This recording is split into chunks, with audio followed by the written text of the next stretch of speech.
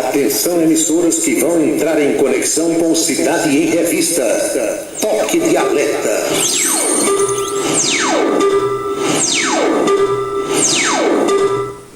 Está começando a Cidade em Revista, o noticiário do dia passado a limpo. A política estadual, as ações governamentais, a segurança pública, a cidade, o estado, o Brasil e o mundo no seu rádio. A Cidade em Revista. Comando Paulo Roberto. É Paulo Roberto, no seu dia a dia.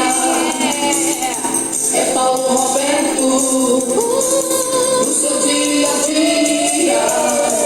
Ele vem, defende o povo, faz um rádio novo e aprova o correto. Comunica com alegria, faz o dia a dia, microfone aberto. Faz você pensar um pouco neste mundo novo e deseja o certo. Comunica com seriedade. É Paulo Roberto, seu dia a dia.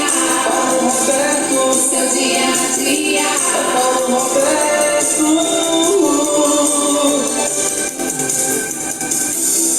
De tanto ver triunfar a nulidade, de tanto ver prosperar a desonra, de tanto ver crescer a injustiça e de tanto ver agigantarem-se os poderes nas mãos dos maus, o homem chega a desanimar-se da honra, rir-se da verdade e a ter vergonha de ser honesto. É de Rui Barbosa.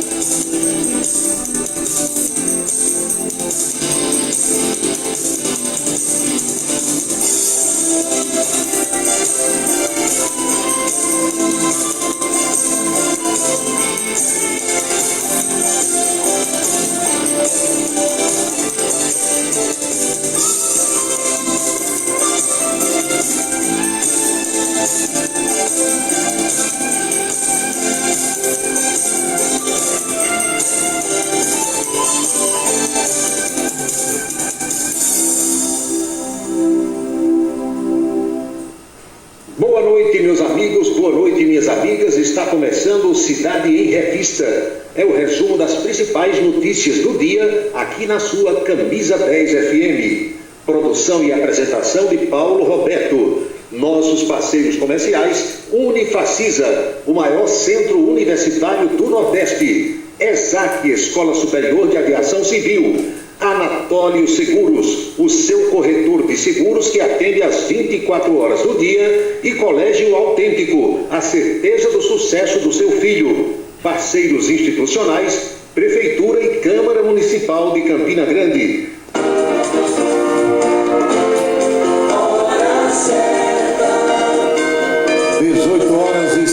Minutos na Paraíba, os principais destaques do programa desta quinta-feira. As providências do Tribunal Superior Eleitoral para as eleições de outubro. Bolsonaro confirma estudos para rebaixar a Covid para condição de endemia.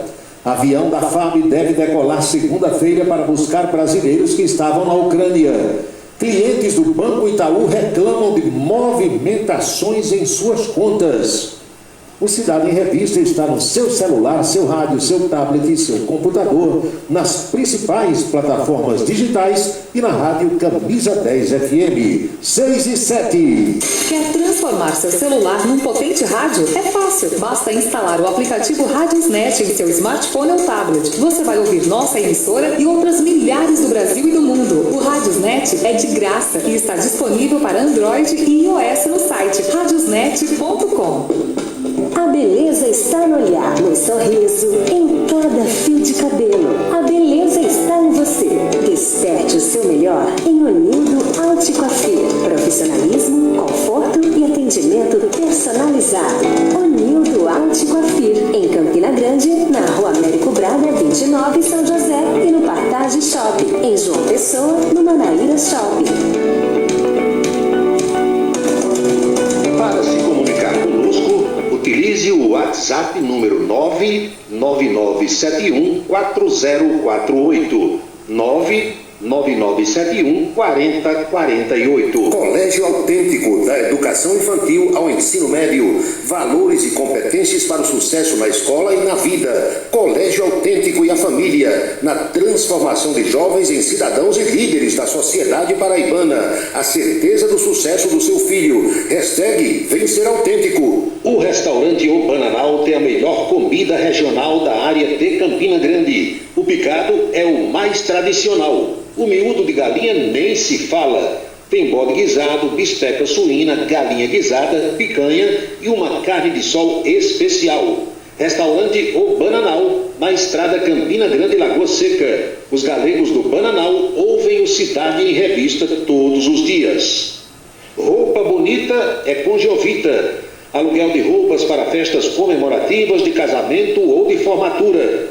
Masculina, infantil ou feminina, a sua roupa bonita está em Jovita. Trabalha no bairro do Catolé, próximo ao Estádio Amigão, em Campina Grande. E o número para contato, que também é Zap, é o 99993-9440. 99993-9440. Asconf é assessoria contábil, tributária e empresarial. Abertura de empresas, serviços de contabilidade com responsabilidade e pontualidade, cumprindo fielmente as obrigações junto ao cliente e aos órgãos da administração pública. Esta é a tarefa da Asconf. A equipe do Djalminha lhe espera na Vila Nova da Rainha 534, Sala 3, com o telefone 3341-3727. Imposto de renda é com Djalminha. 3341-3727.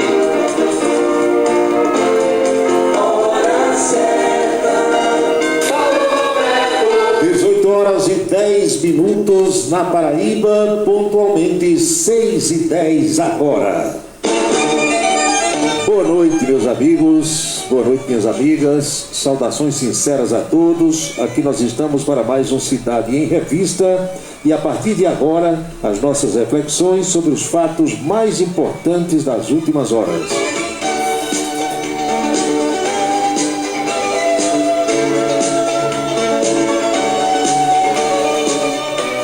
Oitavo dia da guerra na Ucrânia. Cada vez mais o mundo estarrecido com as imagens que a televisão vai divulgando, que as redes sociais vão divulgando, mas guerra é assim, ninguém espere coisa boa em guerra, não vai acontecer de modo algum. E vocês sabem qual é a primeira vítima de todas as guerras, não é? Isso é dito desde que o mundo é mundo. A primeira grande vítima de qualquer guerra, por pequena que seja, é a verdade. Porque cada lado que está combatendo tem a sua verdade.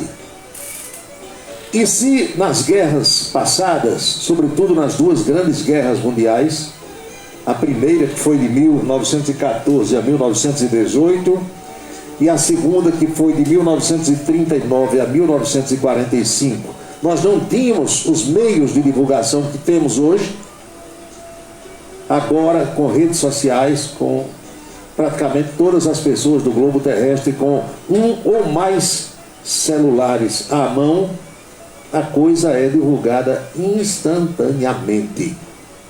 E na época das notícias falsas, das famosas fake news, isso aí é o que pipoca a cada instante na nossa mão, no nosso equipamento, através das redes sociais. Então a Rússia divulga o que lhe interessa e a Ucrânia também vai divulgando o que lhe interessa. E em meio a toda essa confusão, estamos nós, está o mundo, estão os seres humanos acompanhando essa carnificina que acontece no território da Ucrânia. E nessas horas nós precisamos ter os devidos cuidados. Quem gosta de acompanhar o que acontece no mundo precisa escolher através de quem se informar, de como se informar, para não embarcar naquela barca que está furada, naquele navio que vai afundar. É preciso ter bastante cuidado com aquilo que recebe. Tem notícia falsa demais, em tudo que é lugar, a cada instante. A gente liga num canal de televisão, aí está o dirigente de um país qualquer aí diz, olha, nós enviamos armas para os ucranianos, equipamentos, coletes à prova de bala, granadas de mão e tal. Sim, enviou. Enviou como? Como foi que você mandou? O espaço aéreo da Ucrânia está fechado. Não entra nenhum avião de nenhuma parte do mundo. Como é que sua ajuda chegou lá? Como é que essa ajuda vai chegar um dia? Se chegar, quando chegar, meu amigo, já morreu todo mundo. Vocês estão entendendo? Os ucranianos precisam de armamento agora. Foi isso que semana passada disse o atual presidente. Foi que ele disse, não quero carona, quero ajuda, quero arma. Sim, nós vamos mandar as armas. Quando? O russo não deixa entrar nada lá, não entra. O avião que se atrever a cruzar o espaço aéreo da Ucrânia vai ser derrubado pelos caças da Rússia. Via estrada ninguém vai. Você arriscava agora ir dirigir um ônibus ou uma carreta repleto de armamento, de munição para entregar na Ucrânia. Vai entregar onde? Se as estradas estão todas tomadas pelos tanques da Rússia. Não tem como chegar. Então o que é que o Vladimir Putin está fazendo? Isolando as cidades. Destrói a infraestrutura e cerca. Pronto. O pessoal vai morrer lá dentro, sem água, sem comida, com frio e recebendo bomba na cabeça, a todo instante. E baleeira na mão, coquetel molotov, uma garrafinha dessas de cerveja PET, com um pavio feito em candeeiro para jogar no tanque russo. Vocês estão entendendo?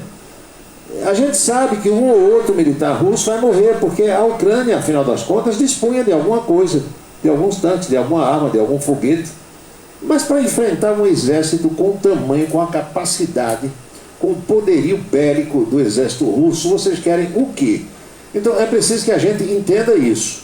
Ali está uma população, num estado, num país cuja área territorial é do tamanho de Minas Gerais, enfrentando a Rússia, que tem 2 vezes o tamanho do Brasil e tem a segunda maior força bélica do mundo.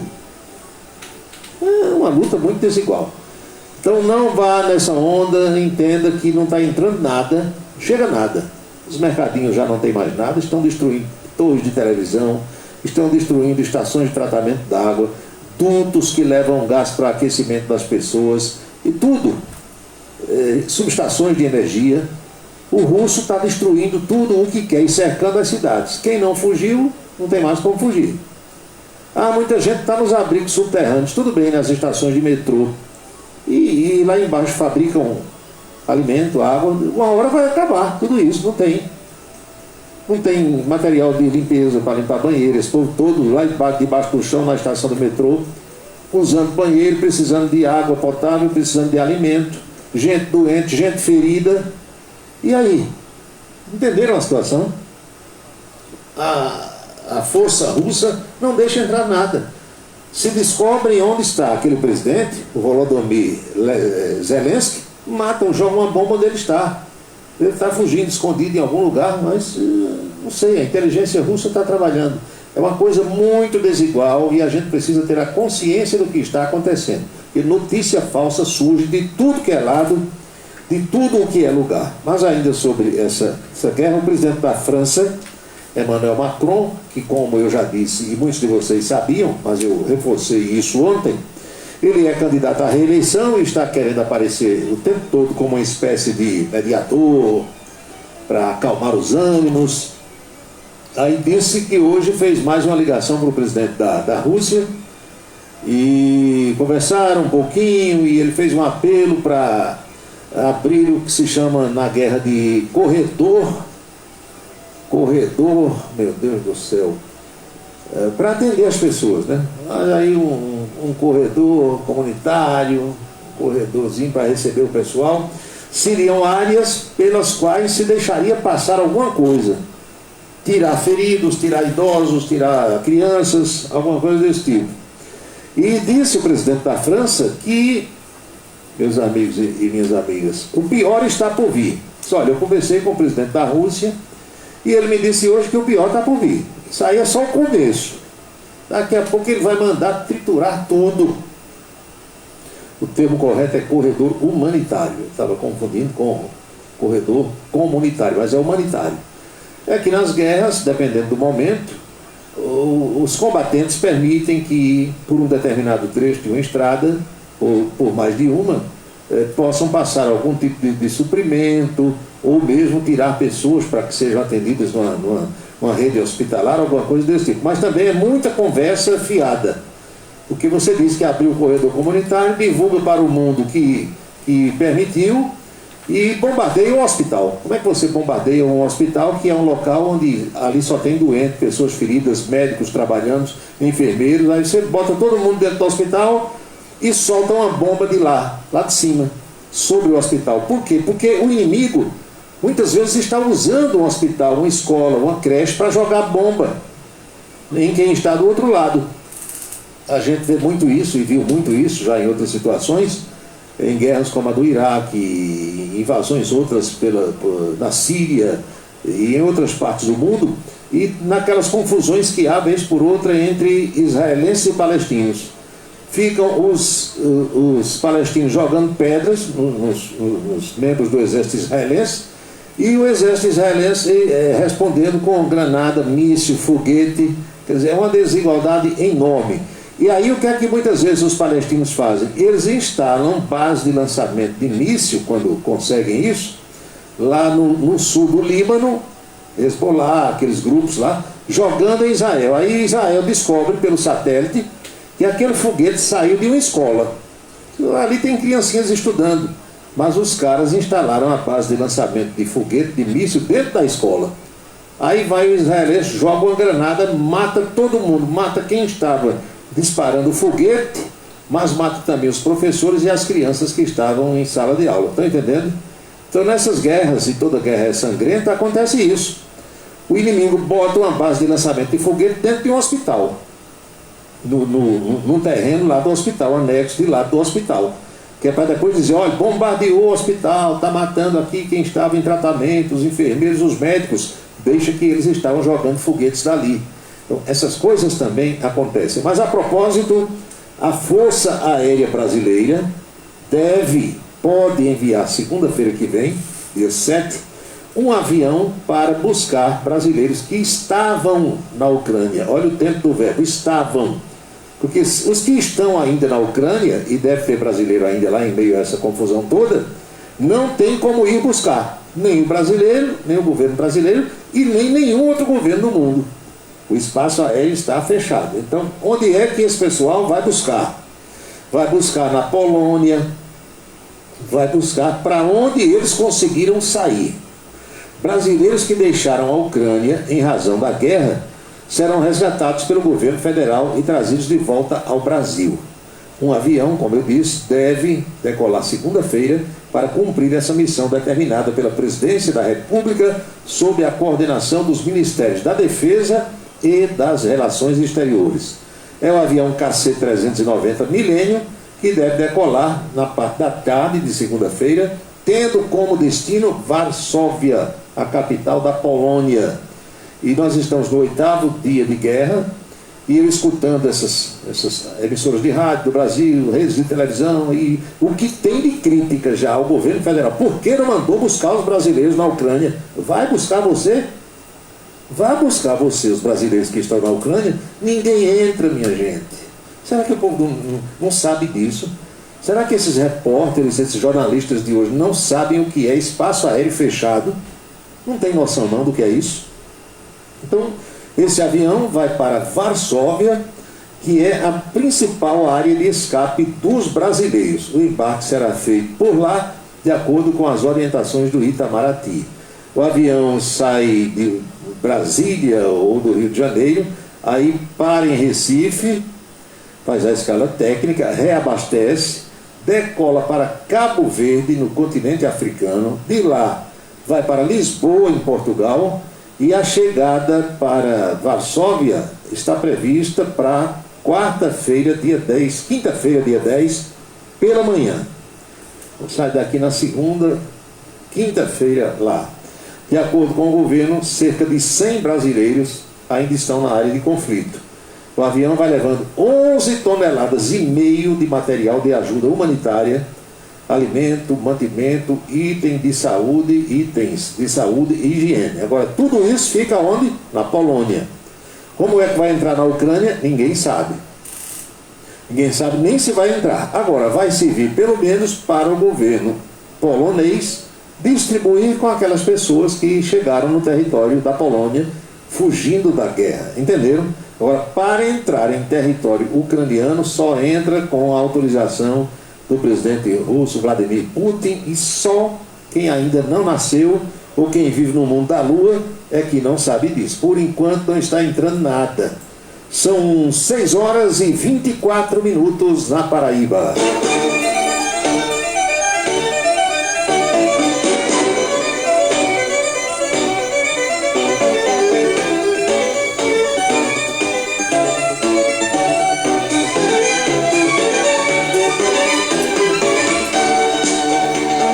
Os aviões russos, para o ouvinte que mandou mensagem agora, eles estão proibidos de circular no continente europeu. Então, tudo que é espaço aéreo está fechado para qualquer voo da Rússia. Foi avião de prefixo de matrícula russa, proibido. Se entrar, não sei o que vai acontecer. Derrubar eu acho difícil, mas o pessoal no mínimo vai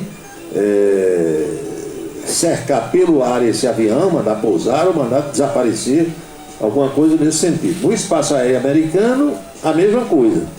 Agora, aviões de outras partes do mundo podem entrar na Rússia, por exemplo, desde que com autorização. O país está em guerra. Então, qualquer aeronave que se aproximar é tida como suspeita. Ou pode ser confundida com um avião de guerra do inimigo. E aí pode até ser derrubado. Vejam que situação.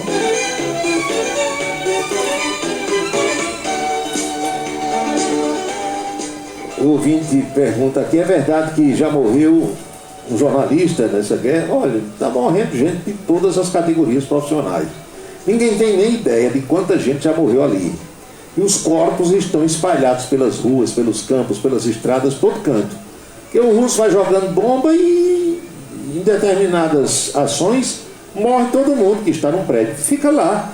Porque ninguém vai atrás de corpo para sepultar, porque se for vai também receber bomba na cabeça. Mas hoje, quinta-feira, a Organização Internacional Repórteres Sem Fronteira, que monitora os direitos dos jornalistas ao redor do mundo, recebeu a confirmação da morte de um cinegrafista chamado Evgeny Sakun. Ele trabalhava na Kiev Live TV, ou seja, rede de televisão da cidade de Kiev, capital da Ucrânia. Segundo uma postagem feita no Twitter, Sakun foi morto no bombardeio de ontem à noite à torre de televisão e de rádio de Kiev. Essas imagens foram mostradas pela televisão, acredito que vocês devam ter visto. Um jato da Rússia, um caça, um avião de guerra, jogou um míssil na torre de TV de Kiev, capital da Ucrânia. Para quê? Para acabar a comunicação.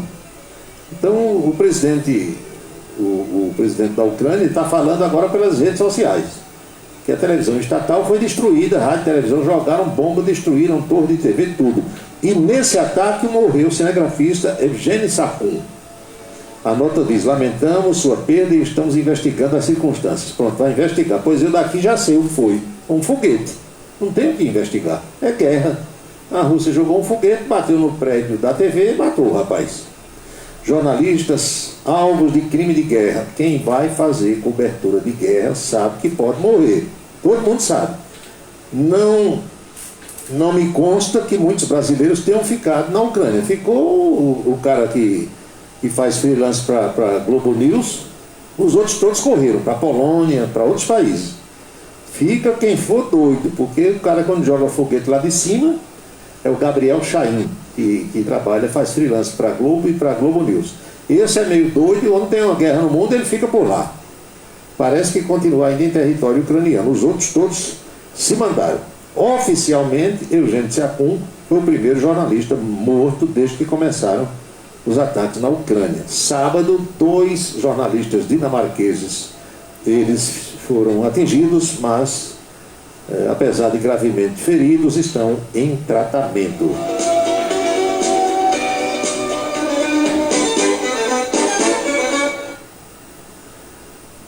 São 18 horas e 28 minutos na Paraíba, 6h28.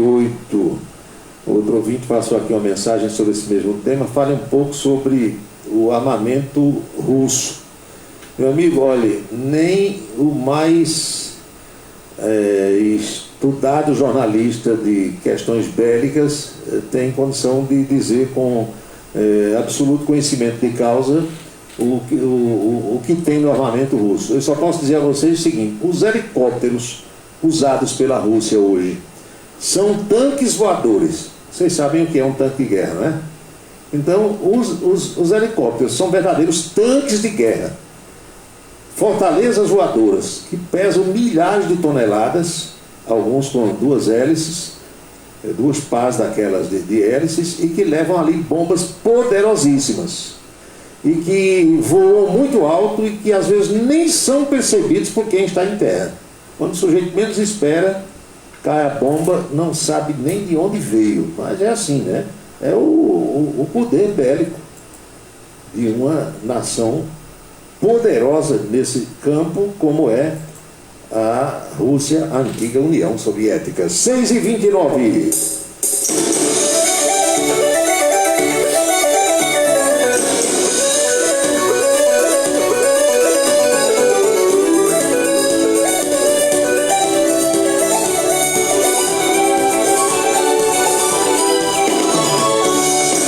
E é bom lembrar também a você que hoje existem os drones que levam foguetes, que levam mísseis.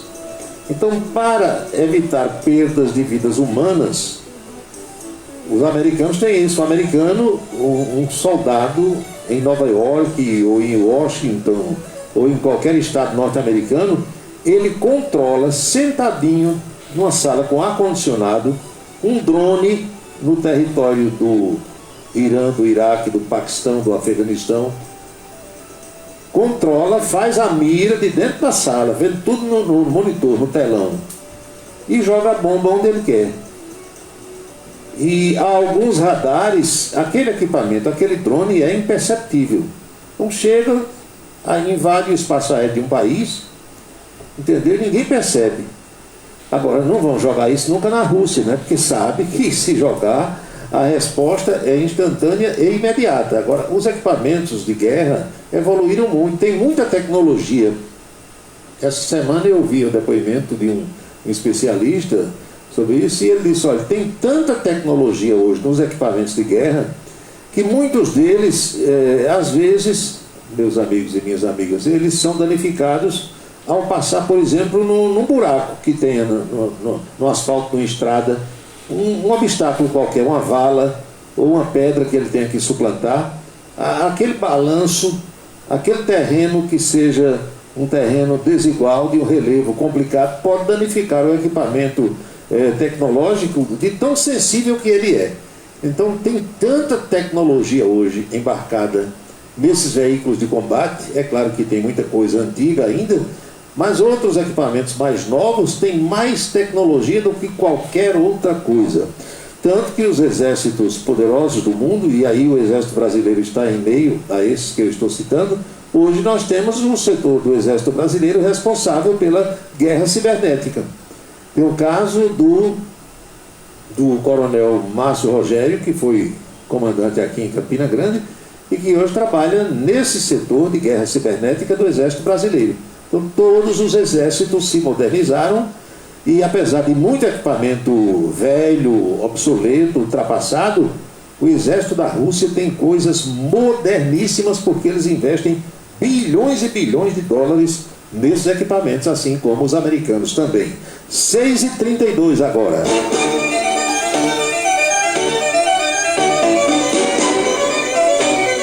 Jarbas Ferreira Gomes, boa noite. Fefé Cavalcante, Jeane, boa noite a todas as pessoas que estão mandando mensagens, a outras que estão apenas ouvindo. Vejo aqui que minha amiga Bernadette Batista de Oliveira nos acompanha. Ela está na capital Potiguar, Natal, Rio Grande do Norte. Outras mensagens chegando agora. Marivaldo, aqui. Assis, meu amigo tricolor, não sei se está no sertão, em Jericó. Hulk jogou na Ucrânia? Perguntei. Não. O Hulk jogou na Rússia. Ele jogou em São Petersburgo, no Zenit de São Petersburgo. O Hulk jogou em Portugal, no Japão, na Rússia e na China, não é? Agora está aqui no Clube Atlético Mineiro. Juscelino Salles, boa noite. Doutor Dinarte Freire, boa noite. Arthur Vieira, Soldado Teixeira, Timas, em Matinhas, Antônio Clemente, Manuel Braz, Assis no Santa Bárbara, Neto Carneiro, Marcos Farias em Esperança, professor Thomas Bruno. Muito obrigado a todos pela audiência.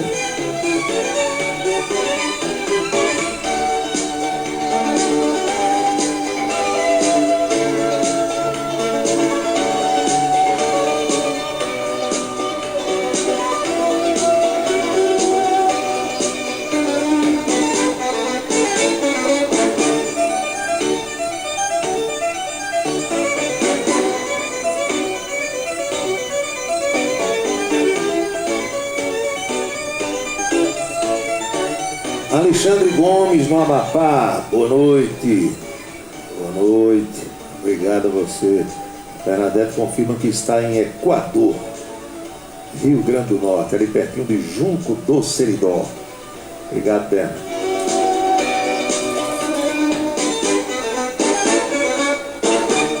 Muita gente aqui se reportando ao problema acontecido hoje com clientes do Banco Itaú.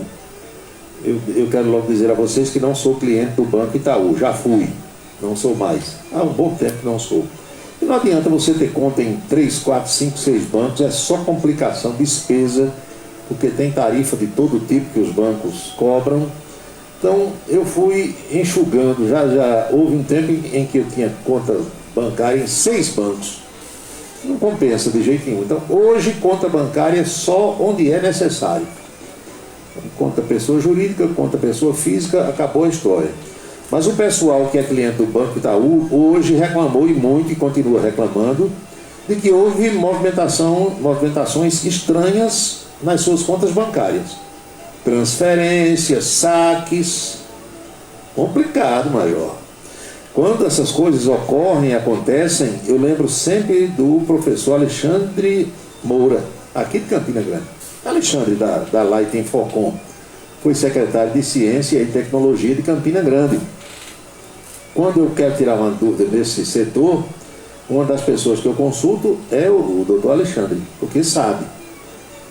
Produz software, faz transações comerciais com seus produtos com a China, com países da Europa, e conhece muito bem.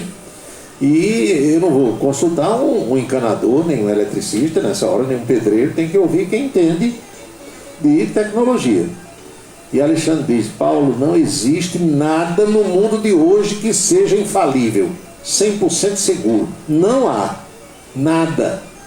Sabe o que é nada? Inclusive isso aí que você está pensando. Eu sei que todas as vezes que você fala hoje em segurança eletrônica, aí o pessoal pensa logo na urna, não é? Não existe nada que seja 100% seguro. E vocês sabem quantos milhões de reais, para não dizer bilhões, esses bancos no mundo todo investem por ano em segurança eletrônica para barrar a ação dos hackers, e não conseguem. Porque o hacker, ele também tem uma cabeça pensante, é um cérebro. Ele vai quebrar tudo aquilo que foi feito. A ideia é essa.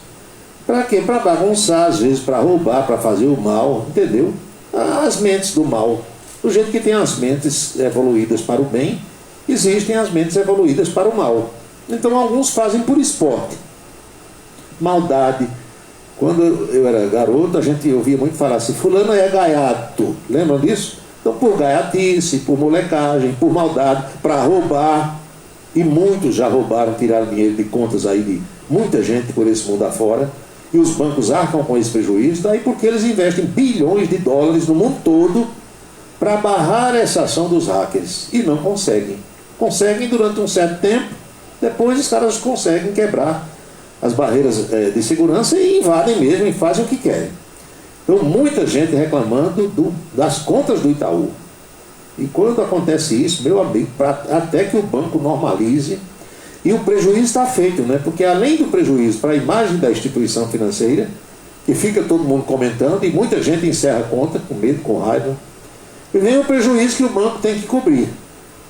Porque suponhamos que eles vão nas contas, quando quebram essas barreiras de segurança, aí eles olham a conta que tem, por exemplo, de 50 mil reais para cima, aí tira dinheiro, não vão tirar dinheiro da conta de quem tem 1.000 reais, 500 reais, não vão perder tempo com isso. Agora a conta que tem muito dinheiro, 50 mil, 100 mil reais, tira à vontade, tira o que quer.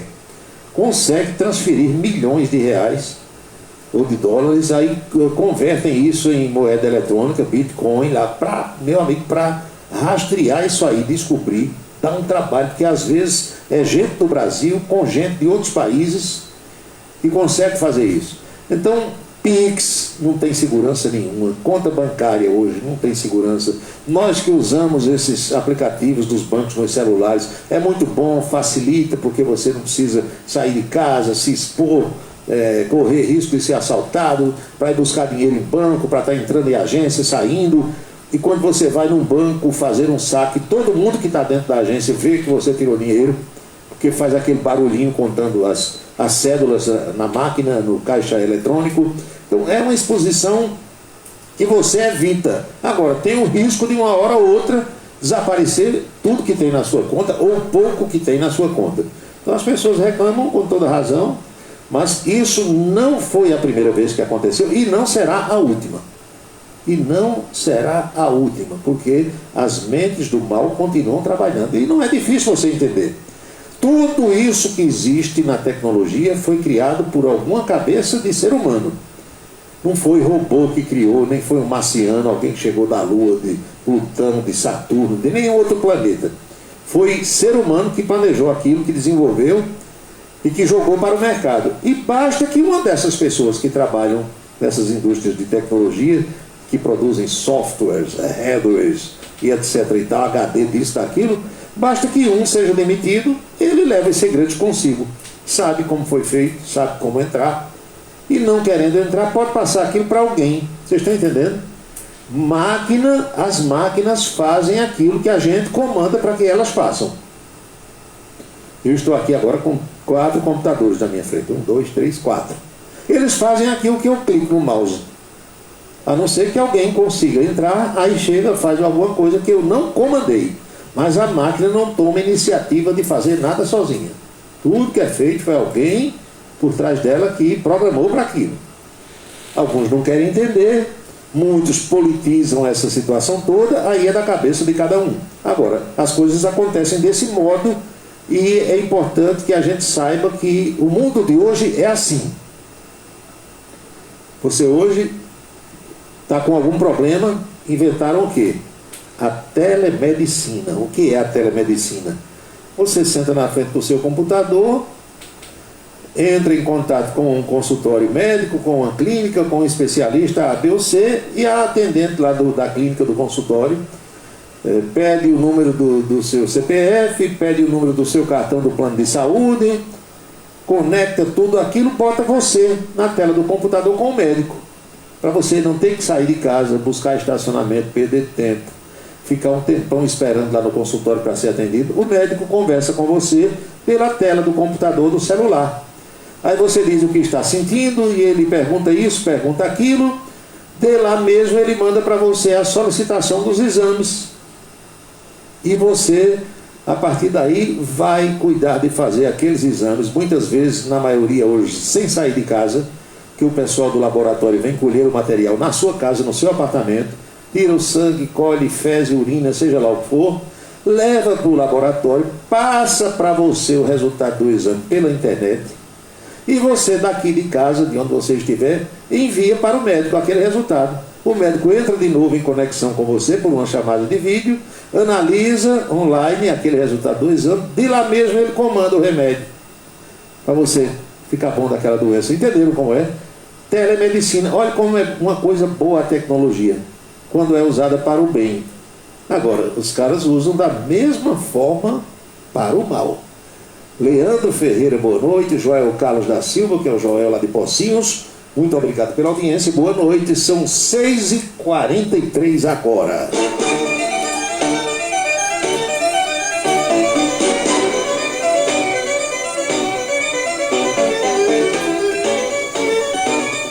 Olha, cada um tem a sua forma de agir, de pensar. Não é assim? E é preciso que cada um de nós entenda que o outro não vai ser igual a você. Pode até coincidir de ser, pensar da mesma modo, ou de um modo parecido, aproximado, igual ninguém será. Então cada pessoa age de um modo diante de uma certa situação.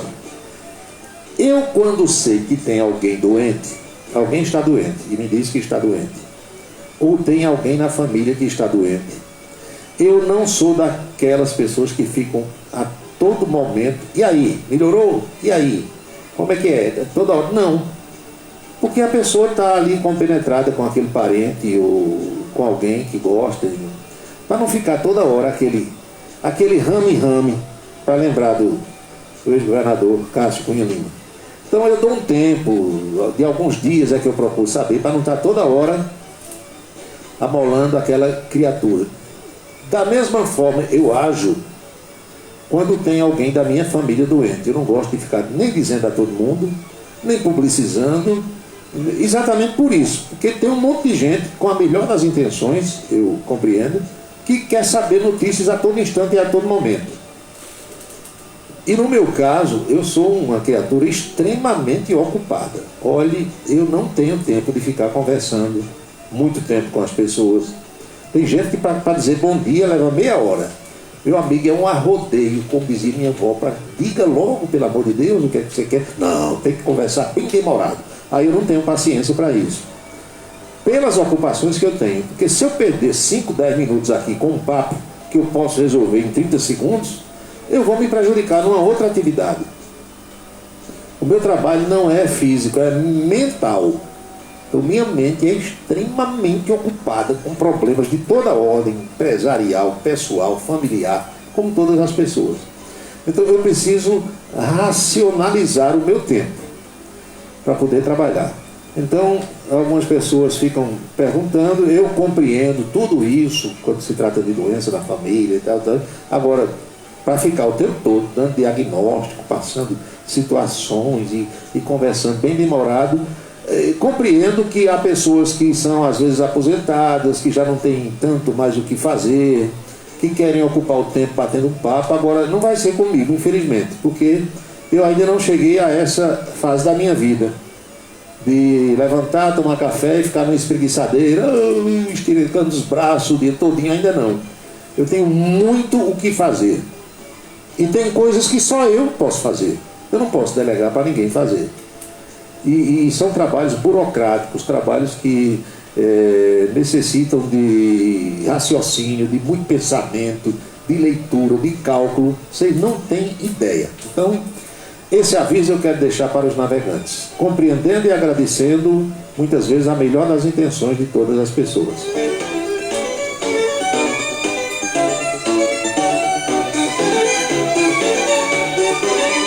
Eu lembrei agora de um cidadão, certa vez lá em frente à televisão, porque quando eu estava indo para a TV todo dia, antes da pandemia, o programa entrava no ar ao 12h30, de 12h30 a 1h.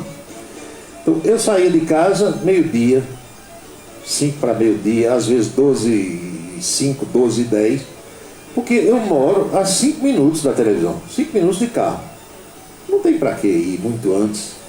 Então eu já ia pronto, descia em frente à TV e corria para o trabalho. Aí certa vez eu cheguei lá, tinha um cidadão me esperando. Quando eu desci do carro, aquela pessoa estava lá sentada, tem uns bancos parecidos com bancos de praça na TV. O cidadão, quando viu que eu desci do carro, levantou-se, aí eu imaginei logo, vem falar comigo, né? E eu trato bem todas as pessoas, isso aí é uma coisa que deve acontecer com todos nós. Aí o cidadão disse, era você mesmo que eu estava esperando. Opa, amigo velho, boa tarde, tudo em paz, tudo bom, diga lá. Olha, eu vim aqui para lhe contar uma história, porque é um caso que eu quero que você me ajude assim. Amigo velho, eu tenho horário na TV. Quem trabalha em rádio e em televisão, existe uma hora certa de entrar, de começar. Então, o programa é 12h30, 12h30 eu tenho que estar sentado lá dentro. Não posso estar suado, eu não posso estar cansado, respirando cansado, entendeu? Com falta de ar. Eu tenho que estar tranquilo, com a mente desocupada para produzir o meu trabalho. Então, se o senhor puder esperar no final do programa, quando terminar o programa, aí eu converso com o senhor. Agora, não, eu tenho que conversar agora que eu vou pegar no trabalho. Já, infelizmente, eu não posso te atender. Aí tem gente que se aborrece, tem gente que sai com raiva, tem gente que deixa de falar com você, que acha que é orgulho, não sei o quê, é vaidade, nada disso. É porque algumas pessoas foram criadas e se acostumaram na vida a não ter horário para nada. Então, para ela, qualquer hora que resolver qualquer coisa está bom.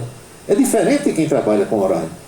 Um piloto de avião, ele não pode chegar no aeroporto meia hora antes da hora marcada para o avião decolar. Tem que chegar antes, porque tem hora do voo sair. Motorista de ônibus na estação rodoviária de qualquer lugar tem hora marcada para sair. Então ele tem que chegar antes. Quem trabalha em rádio e em televisão, muito mais. Porque nós trabalhamos com tempo, hora, minutos, segundos. Aí tem gente que não compreende isso. Se o programa tem que começar às 18 horas, é às 18 horas. Não pode ser 18h05, 18h07. E pode até ser, desde que haja um motivo de força maior. Agora, tem programa de rádio que é para começar às 6 da manhã, aí os caras chegam na rádio 6h15, 6h20. Aí vão atrasando, daqui a pouco é 6h30. Por quê? Porque não tem dono. Não tem diretor para dizer, é 6 horas. E se chegar 6h05, está demitido. Pronto. Basta isso. A última vez em que eu visitei a finada Rádio Globo, a AM, que já não existe mais no Rio de Janeiro, eu sempre ia lá na rua do Russell, 434, Glória, no Rio de Janeiro, e eu cheguei, o pessoal já me conhecia e me recebeu, e aí vi lá tinha uma espécie de um memorando, num quadro de avisos dentro do estúdio, e eu fui ler. Dizia o quê? Todo apresentador de programa tinha que chegar 20 minutos antes do seu horário. 20. Operadores de som, operadores de áudio, 20 minutos antes do horário. Para quê? Para receber o serviço daquele que ia sair. Antônio Josivaldo Bezerra, boa noite. Ivandro Lima, boa noite. Para evitar os problemas que há aqui no Brasil, muito mais do que em qualquer parte do mundo, do sujeito chegar na hora, ou atrasado, aí o outro levanta rápido daquele lugar, daquela cadeira, o outro senta e começa, continua, aí depois desapareceu o negócio, aí o que chegou disse que foi o que estava antes, o que estava antes diz, não, eu deixei certo, foi ele. Para acabar esse jogo de empurra, então o operador de som tinha que chegar 20 minutos antes, ia pegar 6 da manhã, ele tinha que estar no estúdio 5h40. E como é que a direção da emissora controlava isso? Com o ponto eletrônico. Botar o dedinho lá na maquininha. Ponto eletrônico. Aí você chegava, o operador conversava com o outro, tudo bem, olha, está aqui, tudo tranquilo, computador funcionando, senta aqui, tal. Era desse jeito, o locutor, a mesma coisa, apresentador. Por quê?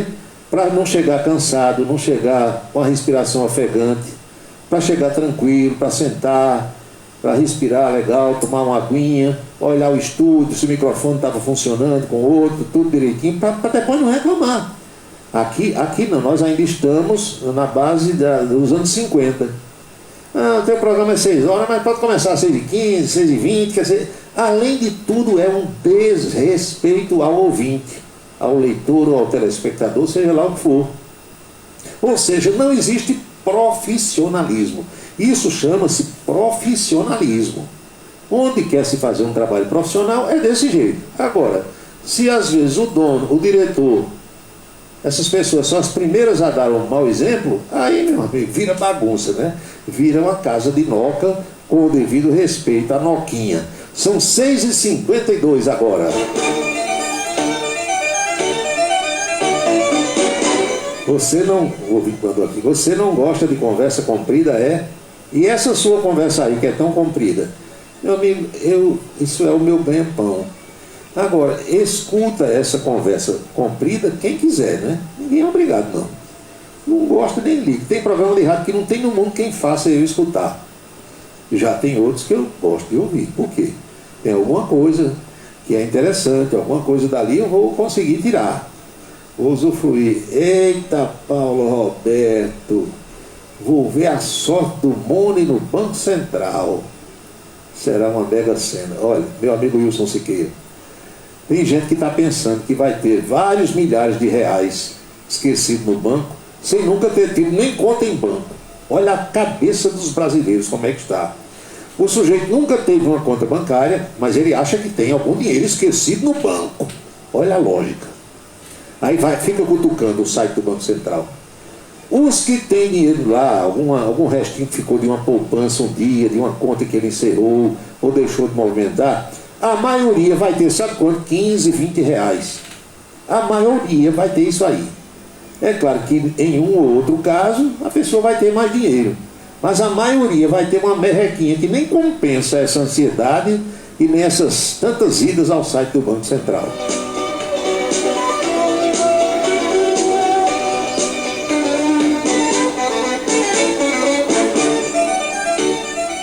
Você mandou pra cá um filé miau, viu? Pensa num filé miau, meu amigo, olha, dessa mata aí não sai coelho de jeito nenhum, viu? Aí só cisca pra dentro, feito galinha, feito galo. Assis Amorim, boa noite, muito obrigado pela audiência. Alexandre Gomes do Amapá, balanço das forças militares dos Estados Unidos e da Rússia. Aí mandou aqui, né? Forças terrestres, forças aéreas, mandou aqui de cada um. Forças navais, não brinque não. Não brinque, que o negócio é sério. Tem, no caso das forças navais, por exemplo, a Rússia tem mais e tal. Num quesito ou no outro os Estados Unidos ganham e no outro a Rússia ganha. Agora, os dois, Vladimir Putin e o velhinho Joe Biden, tem os botõezinhos vermelhos, né, para apertar. Agora, se aperta ou não, aí eu não sei. Um fica com medo do outro. Tem que ter esse equilíbrio. Não pode estar tudo de um lado só. Porque senão já viu, né, como é que fica. Um ouvinte até mandou uma mensagem hoje falando sobre aquele tema que eu abordei, acho que foi ontem, da instalação dos mísseis da antiga União Soviética, lembra? Lá na Baía dos Porcos, em Cuba e tal. Minha gente, tem que ler. Só sabe dessas coisas lendo. Fale sobre Michel Temer e Marcela, calma. Como dizia Juarez Amaral, calma que o leão é manso, tem a hora. Vocês gostam de fofoca, né? Ô povo para gostar de fofoca. João Alcântara nas Malvinas, boa noite. Professora Geovita Maranhão, não esqueça do Pai Xoxó. É verdade, Pai Xoxó está jogando os búzios.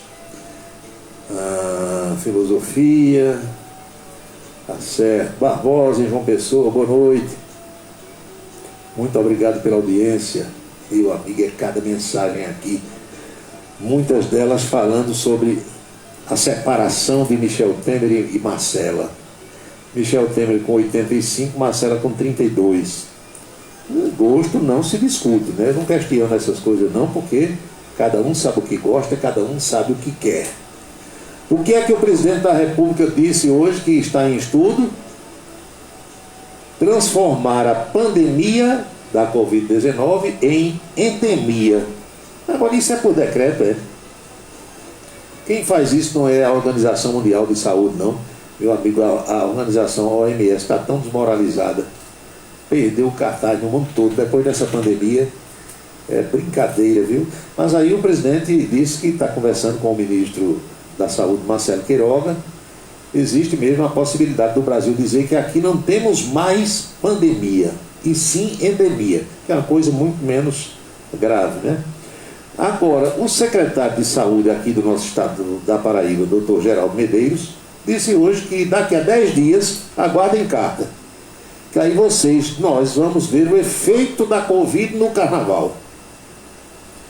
Diz que a previsão é de um grande aumento de casos aqui no estado da Paraíba e de resto no Brasil, por conta das viagens, das farras, dos blocos, porque Rio de Janeiro, vocês sabem que eu tenho muitos amigos no Rio, bloco estava proibido, assim como em São Paulo, carnaval de rua, tudo proibido. O que mais teve no Rio foi bloco de carnaval, multidões sendo arrastadas pelos blocos, tudo clandestino. Não tinha o bloco da Preta Gil, mas o povo foi pra rua, alugou um trio por conta própria, tomou cachaça e vamos embora. E a polícia ia fazer o quê?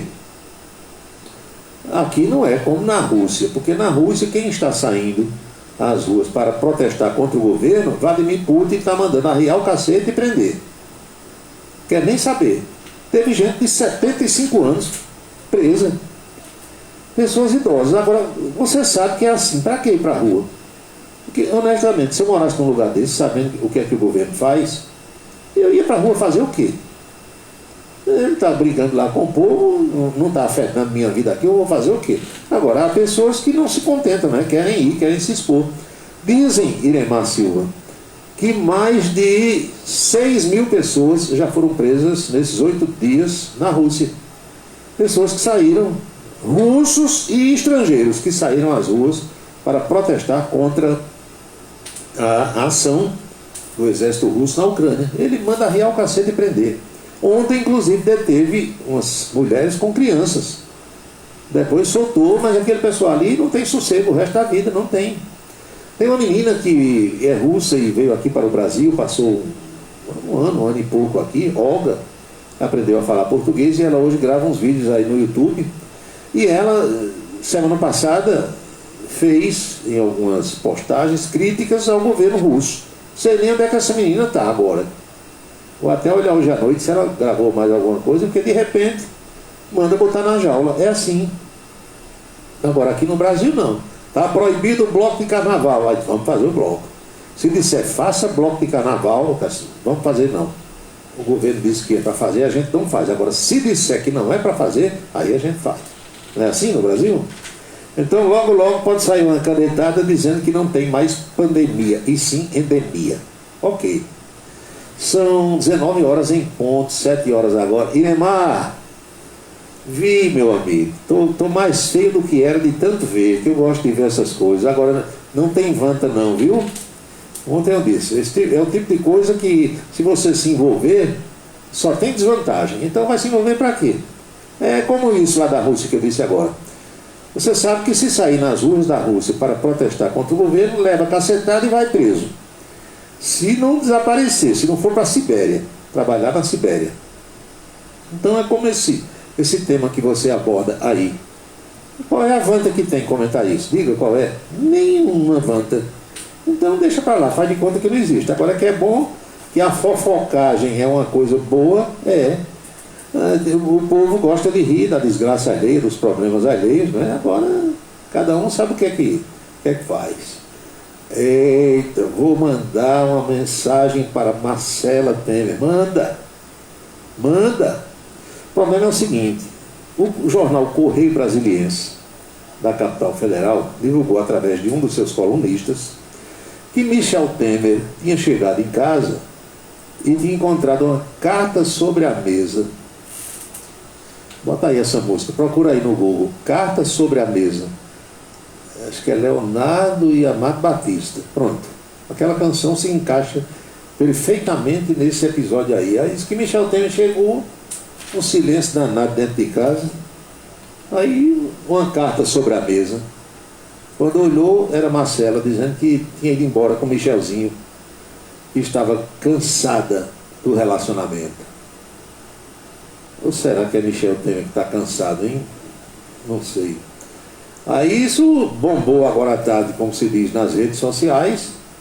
Eu até coloquei aí no blog, no camisa10.net.br, mas já há desmentidos. Já tem gente dizendo que não, está tudo tranquilo. Então o casamento do ex-presidente Michel com Marcela Temer chegou ao fim. As informações foram postadas pelo colunista Vicente Nunes, do jornal Correio Brasiliense da capital federal. Marcela saiu da casa em que vivia com Michel Temer em São Paulo, levou o filho dos dois, Michelzinho, e deixou uma carta sobre a mesa explicando por que tomou a decisão. O ex-presidente ficou desolado. Marcela, de 38 anos, casou com Michel, que tinha 81 em 2003. Michel tem 81 hoje, ela tem 38, faça aí a diferença. O filho dos dois, Michelzinho, atualmente tem 12 anos. É uma das mulheres mais bonitas do High Society brasileiro. Ela é gêmea, né? Ela tem uma irmã gêmea. E logo que Michel Temer assumiu a presidência da República, quando houve o impeachment de Dilma, vazaram na internet uns vídeos da irmã da Marcela, que é irmã gêmea idêntica. Você botar as duas juntas, Michelzão vai ter dificuldade de saber quem é quem. Mas o vídeo divulgado naquela oportunidade era da irmã gêmea, segundo dizem, não era ela. Mas divulgaram como sendo de Marcela Temer. Aí então, primeira dama. Aí depois, não, é a irmã gêmea e tal. Aí você ficava na dúvida, sem saber se era uma ou se era outra. Mas o que é que essa menina, essa moça fazia no vídeo? Ela dava entrevista em um microfone Shure.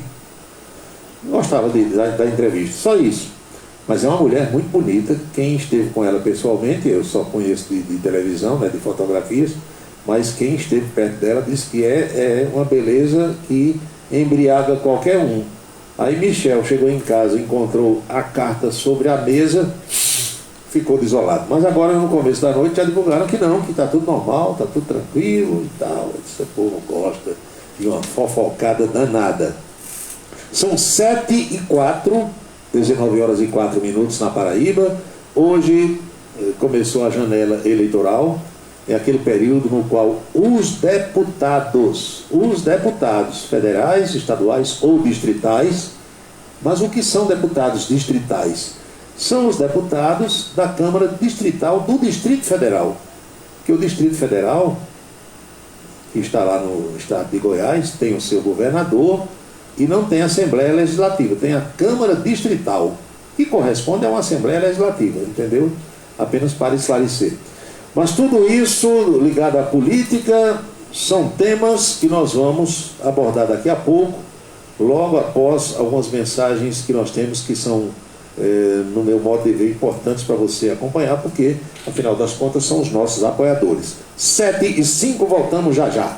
Quer transformar seu celular num potente rádio? É fácil, basta instalar o aplicativo Radiosnet em seu smartphone ou tablet. Você vai ouvir nossa emissora e outras milhares do Brasil e do mundo. O Radiosnet é de graça e está disponível para Android e iOS no site radiosnet.com.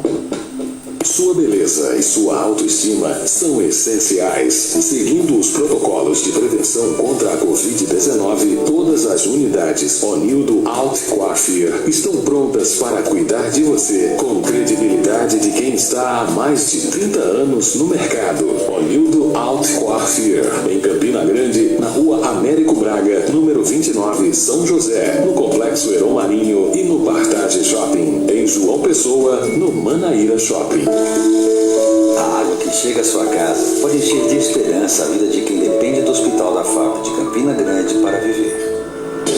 Agora você pode doar diretamente a partir da sua conta de água da Cagepa. Basta ligar, mandar uma mensagem ou enviar um e-mail.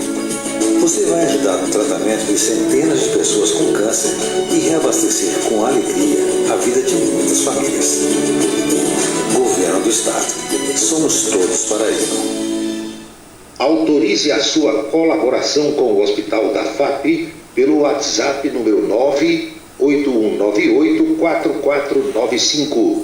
98198-4495. Colégio Autêntico, da educação infantil ao ensino médio. Valores e competências para o sucesso na escola e na vida. Colégio Autêntico e a família, na transformação de jovens em cidadãos e líderes da sociedade paraibana. A certeza do sucesso do seu filho. Hashtag Vencer Autêntico.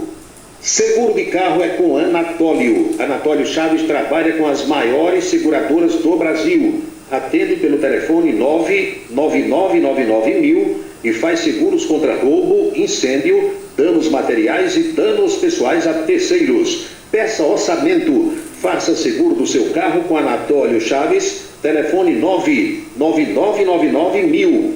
99999.000. Cachaça brejeira da melhor qualidade é com o professor Uba. É de Alagoa Nova para todo o Brasil. Faça pedidos ligando para 981820102. 981820102.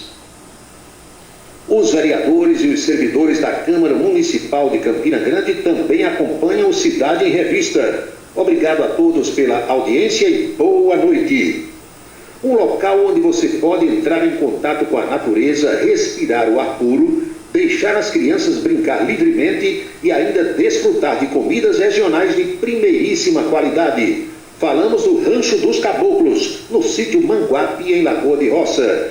Restaurante e casa de recepções, onde você pode marcar o seu evento, a sua convenção ou a sua confraternização.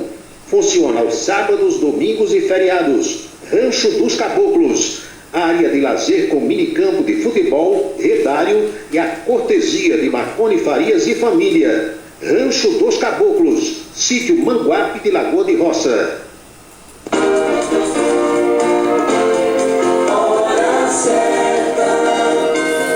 19h08 na Paraíba, pontualmente 7h08 agora. Iremar Silva, Paulo, num trecho da carta deixada por Marcela, a carta sobre a mesa, meu amigo Carlos do Pastel de Pocinhos, boa noite. Um trecho estava escrito: a pipa do vovô não sobe mais. O povo gosta de brincar, né? Meu amigo, com uma mulher daquela, toda pipa sobe, nem que seja na base do azulzinho. Eu lembro que quando eu estava no exército, não existia Viagra ainda, e tinha lá uma turma já da velha guarda, e na época surgiu, eu não lembro o nome dessa injeção, era uma injeção que o cara tomava na perna, aplicava na perna, e os caras tomavam essa injeção, os coroas lá do quartel, já naquele tempo. Então hoje em dia, com o azulzinho, devidamente receitado pelo médico, pode ter 100 anos, tem esse negócio não. E com a mulher daquela, aí é que é mais fácil ainda. Emanuel Ivan, saudações do Pai Xoxó para você. Jorge do Rio de Janeiro mandou uma boa aqui que eu vou remeter para Dr. Gildo Lima do Nascimento. Gildo é quem gosta dessas paradas. Tá difícil encontrar hoje, viu? Calixto das Malvinas, boa noite, muito obrigado pela audiência. Alexandre, será que a nova geração do jornalismo local sabe que Brasília é uma cidade que não tem prefeito nem vereador, meu amigo? Olha, é muito complicado. Eu tenho ouvido cada coisa no rádio que, contando lá fora, é complicado. E que o Distrito Federal, como unidade federativa, não tem deputado estadual e sim deputado distrital, sabe nada. Olha, eu tive uma vergonha tão grande quando o João Azevedo era candidato a governador ainda. Na campanha, ele veio várias vezes aqui a Campina, visitava as emissoras de rádio e tal.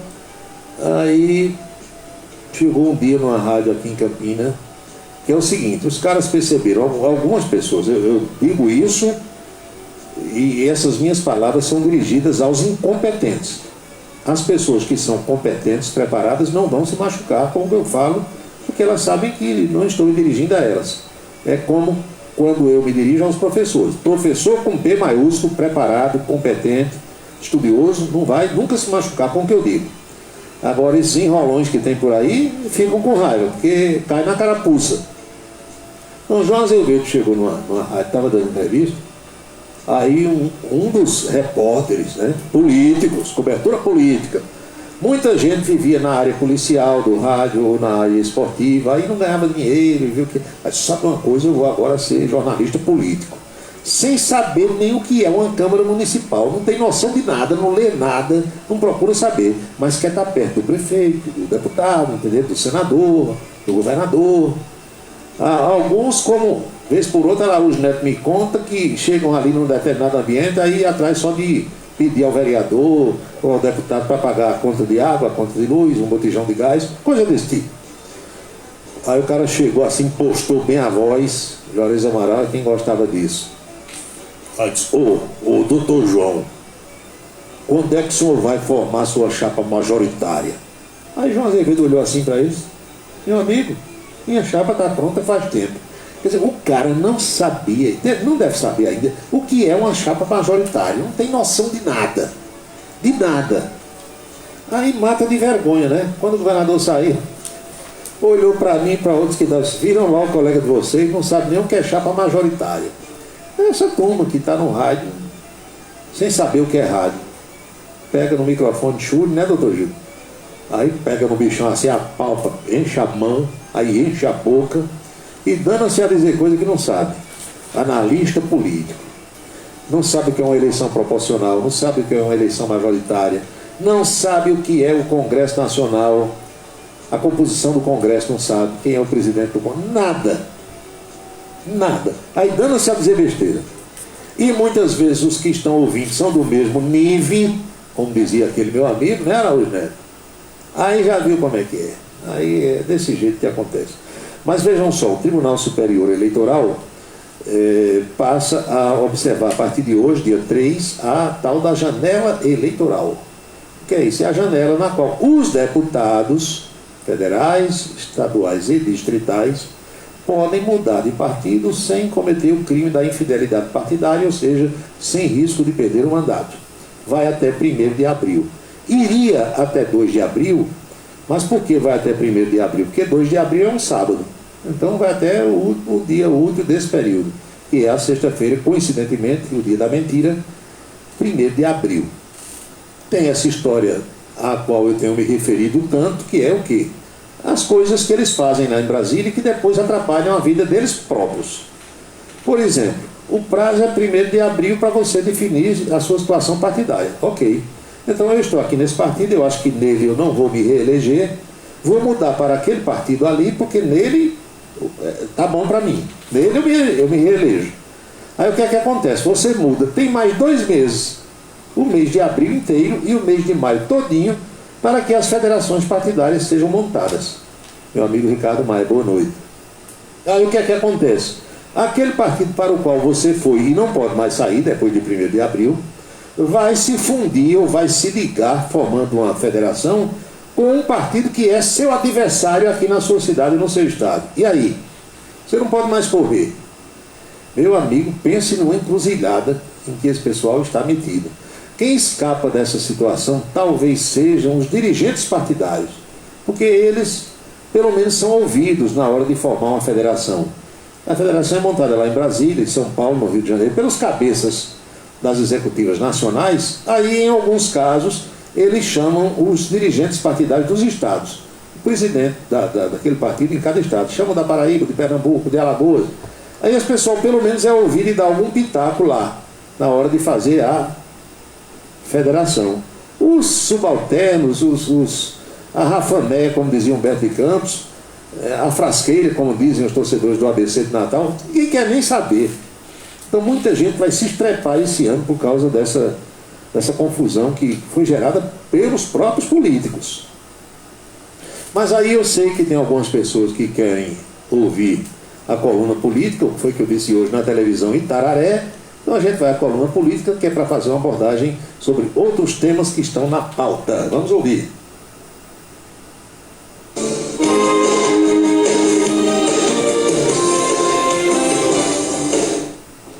De volta, e Paulo Roberto traz para a gente agora as novidades da política. Hoje é uma data importante para quem deseja se candidatar nas eleições de outubro. Foi iniciada a chamada janela partidária. Conta para a gente, Paulo. Boa tarde. Boa tarde, Bruna. Alô, meus amigos. Há determinados acontecimentos no universo da política que muitas vezes fica difícil explicar para o eleitor, para o cidadão comum, cidadão normal, que não se envolve com a política e que apenas participa do pleito indo à sessão eleitoral no dia da votação. Há determinados fatos que resumem-se ao universo da política e só quem sabe tratar desses temas são aquelas pessoas que estão inseridas nesse universo. De modo que na política digamos, normal você testemunhar pai contra filho, filho contra mãe, irmão contra irmão, amigo contra amigo. E depois esse pessoal volta a se reunir dentro desse mesmo universo, o que parece estranho para quem está de fora, mas que é, digamos, normal, insisto, entre aspas, para quem está lá dentro. Dito isto, hoje abre-se a janela partidária, que é aquele período no qual o deputado federal ou estadual pode mudar de partido sem perder o mandato. Todos eles estão buscando novas legendas, aqueles que pretendem sair dos locais onde estão, buscando renovar os seus mandatos, buscando a melhor acomodação, buscando se organizar da melhor forma possível para continuar usufruindo dos benefícios do universo da política. Essa janela vai até o dia 1º de abril e é claro que todos eles têm o direito de buscar as suas acomodações, fazendo a ressalva de que nesse ano teremos as tais das federações partidárias que vão até o final de maio. Então muita gente vai se acomodar agora cumpre o prazo direitinho legal, pensando em melhorar sua condição, que pode ser prejudicada depois da formação da tal federação. Então, cálculos são feitos, coisas são medidas, pesadas, para ver se a coisa funciona como os membros do universo da política estão pensando. O ex-presidente Luiz Inácio Lula da Silva foi beneficiado por uma decisão do ministro Ricardo Lewandowski do Supremo Tribunal Federal. Lula se vê livre do 24º problema que ele tinha junto à Alta Corte de Justiça do país, questões oriundas lá da Operação Lava Jato. E essa de agora, que foi anulada pelo Supremo, diz respeito à compra dos aviões de guerra por parte do governo brasileiro. Lula está livre de mais esse problema e cada vez alçando um voo mais alto na ótica dos petistas rumo à sua tentativa de voltar à principal cadeia do Palácio do Planalto. E o telespectador, já sabendo que o fato vai acontecer, nos pergunta hoje quando é que a gasolina vai aumentar de preço aqui no Brasil. Ainda bem que ele já sabe que vai aumentar. Não sabemos quando. Imaginava-se que fosse ontem, quarta-feira de cinzas. Não foi. Mas, pelo andar da carruagem, com o barril de petróleo batendo hoje os 117 dólares, vem aumento por aí. Boa tarde a todos. Nós voltamos a nos encontrar amanhã aqui no meio-dia na Itararé. Até lá. Pronto, foi a coluna política de hoje no meio-dia na Itararé. E aí a gente fala um pouco mais sobre a política antes de outras mensagens que tem aqui de ouvintes. A resolução aprovada pelo Tribunal Superior Eleitoral hoje, quinta-feira, ajustou o calendário eleitoral a uma decisão do Supremo Tribunal Federal do mês passado, que validou as chamadas federações partidárias e estabeleceu o prazo de 31 de maio para que essas federações obtenham registro de seu estatuto junto à Corte Eleitoral Brasileira.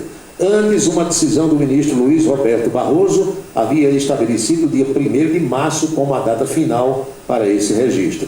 A decisão do Supremo estabeleceu que, para participar das eleições, as federações devem estar constituídas como uma pessoa jurídica e obter o registro do estatuto perante o TSE no mesmo prazo aplicável aos partidos políticos. Entretanto, o tribunal decidiu que poderão participar das eleições desse ano as federações que preencham tais condições até 31 do mês de maio. Todo ano de eleição é assim. Já notaram aqui no Brasil? O Congresso faz as suas votações, aprova mudança na legislação, aí essas mudanças vão para o TSE, aí os ministros lá inventam um monte de resolução que muitas vezes não tem nada a ver com o que foi aprovado no Congresso, mas o que é que vai se fazer? Só tem que se obedecer. Não tem outra coisa, né? Durante a abertura da sessão de hoje, o ministro Edson Fachin, que é o novo presidente do TSE, anunciou o retorno dos servidores ao trabalho presencial a partir da próxima segunda-feira, dia 7. De acordo com o ministro, a retomada vai ser gradual, mantido o regime híbrido quando necessário. As sustentações orais também voltam a ocorrer com a presença dos advogados em plenário. Para isso, aqueles que se inscreverem para ocupar a tribuna deverão apresentar o comprovante de vacinação com o número de doses correspondentes ao ciclo completo, conforme recomendado pelas autoridades de saúde. Agora vamos aqui ao plano local. Plano local. Ricardo Coutinho está em Campina Grande. O ex-governador visita hoje a Rainha da Borborema, desde cedo, faz contatos. Ricardo está em campanha e, como as demais pessoas, ele tem o direito de fazer a campanha dele, não tem problema nenhum. Concedeu algumas entrevistas, conversou com algumas lideranças políticas, com alguns repórteres também, e está no seu papel. O ouvinte perguntou: Efraim Moraes vai ser candidato a senador na chapa de Pedro ou na chapa de João?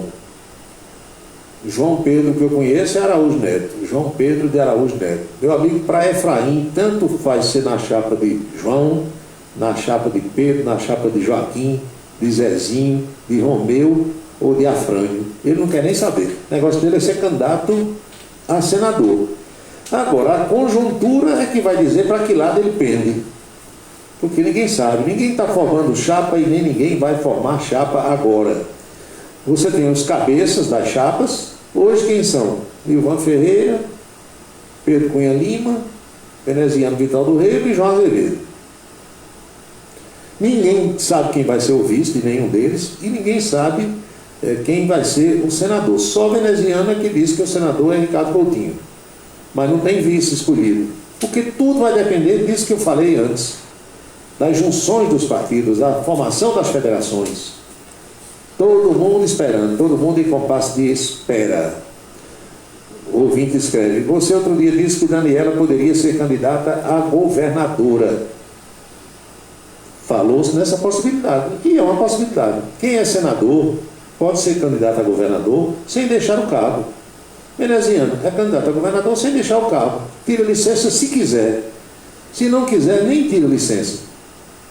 Então, se ele pode, Daniela também pode. Agora, hoje, o que foi que se comentou? São muitas as possibilidades. Para se contrapor a Veneziano Vital do Rego, que era aliado de João Azevedo e não é mais, será candidato de oposição contra o governador, e tem esse compasso de espera da família Ribeiro, que é também adversário de Veneziano, porque eu sei e você, eleitor, deve saber. A família Ribeiro não gosta de Vitalzinho, nem gosta de Veneziano, e faz tempo. Então, como Veneziano vai ser candidato contra João, tem gente que está articulando para que a família Ribeiro, o Partido Progressista, fique com João Azevedo. Como? Com Aguinaldo continuando candidato a deputado federal, ele já é deputado federal, seria candidato mais uma vez a deputado, desistindo dessa história de ser candidato a senador, e Daniela Ribeiro, que é senadora, irmã dele, vindo ser candidata a vice de João Azevedo, para fortificar a chapa de João, na tentativa, na ótica de quem está organizando isso aí, de ser uma chapa mais forte contra Veneziano Vital do Rego. E aí o que é que aconteceria? Dando certo e João se elegendo com Daniela vice, Daniela não precisa se afastar do Senado, nem de renunciar para ser candidata a vice, nada disso. Aí digamos que a chapa fosse vencedora.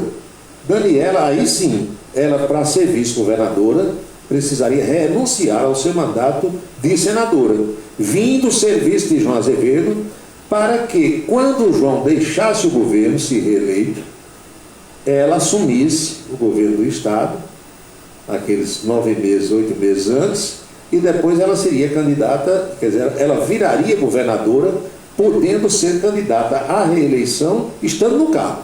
Entenderam? Então, essa engenharia toda está sendo articulada porque político pensa na frente, político profissional não dá murro em ponta de faca. Ele age hoje pensando no amanhã, no depois e no depois. São 7h26 na Paraíba, 7h26. A Prefeitura Municipal de Campina Grande anunciou hoje, através do seu secretário de Educação, Asfora Neto, que o prefeito Bruno Cunha Lima resolveu pagar o aumento dos professores estabelecido pelo governo federal a partir desse mês de março ao pessoal da ativa, aumento integral. Aos aposentados, pagaria a metade de imediato e iria pagando todo mês um pouco mais até normalizar a situação por volta do mês de setembro. Uma proposta que foi feita e que naturalmente o pessoal, um anúncio que foi feito com a proposta para os aposentados, e aí entra sindicato, reuniões, entendimentos, etc. e tal. O que é que tem mais aqui? Você soube do agente da Polícia Federal que surtou e foi morto? Soube. Agente da Polícia Federal que ficou famoso pelo seu visual. Aí ninguém sabe se esse surto foi um surto decorrente de causas naturais ou se um surto provocado por ingestão de alguma droga. E esse cara chegou numa fazenda lá em Goiás na madrugada de hoje, desligou o disjuntor da energia dessa fazenda, ou seja, deixou a sede da fazenda, a casa, no escuro, e gritou do lado de fora que ia entrar e matar todo mundo. Aí o dono da casa pegou a espingadazinha 12 que ele estava com ela dentro de casa e esperou. Quando o cara botou a porta abaixo, ele meteu bala, matou na hora. Agente da Polícia Federal, portanto, foi morto ao invadir uma casa e, segundo as informações, ele estava num surto psicótico. Estranho, não é? Muito estranho. que mais?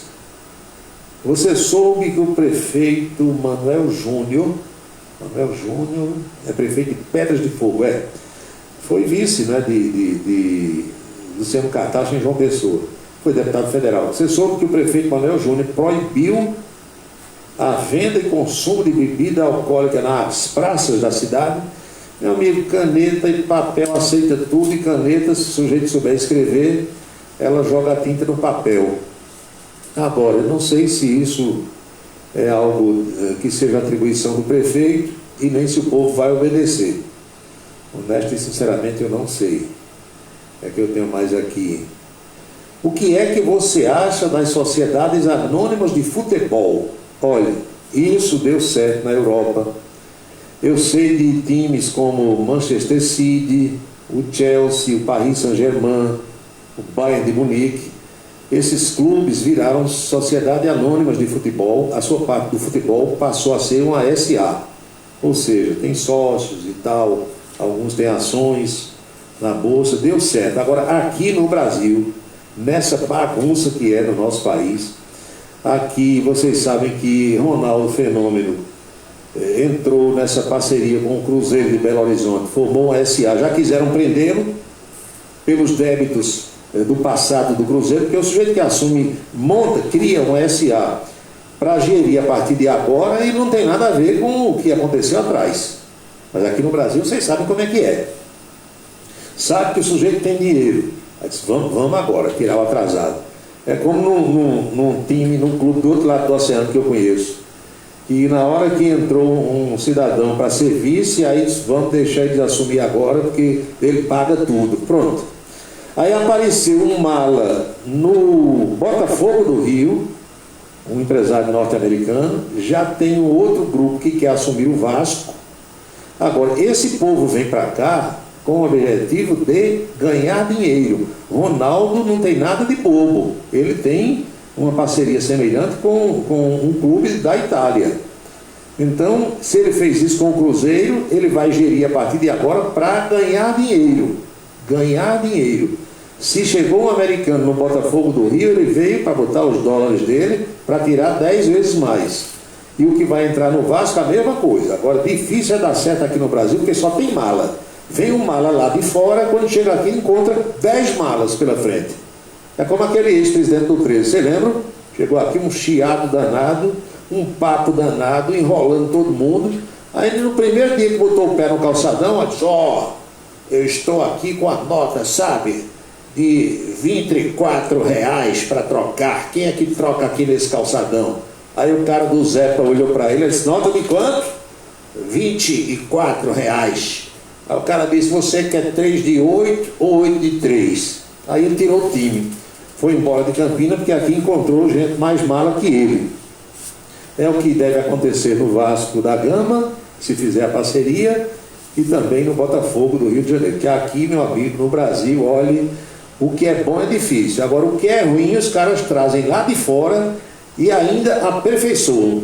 Dão um polimento para ficar pior do que é. Não é assim? Aqui no nosso Brasil? São 19 horas e 31 minutos, 7h31, minha amiga Geovita Maranhão, meu amigo Adílio Bezerra, meu amigo Herculano Filho, Disseu Duarte, os dois estão em Brasília, e Evandro Nogueira em Fortaleza, Ceará. Chegou a hora de pedir as bênçãos para todo mundo. Abençoa, Senhor, as famílias, amém. Abençoa, Senhor, a minha também. Abençoa, Senhor, as famílias, amém. Abençoa, Senhor, a minha também. Todo mundo abençoado, e eu lembrando daqui que jamais teremos outra quinta-feira, 3 de março de 2022, porque cada dia é único, e eu espero que todos vocês estejam aproveitando o dia de hoje muito bem, como eu por aqui também estou.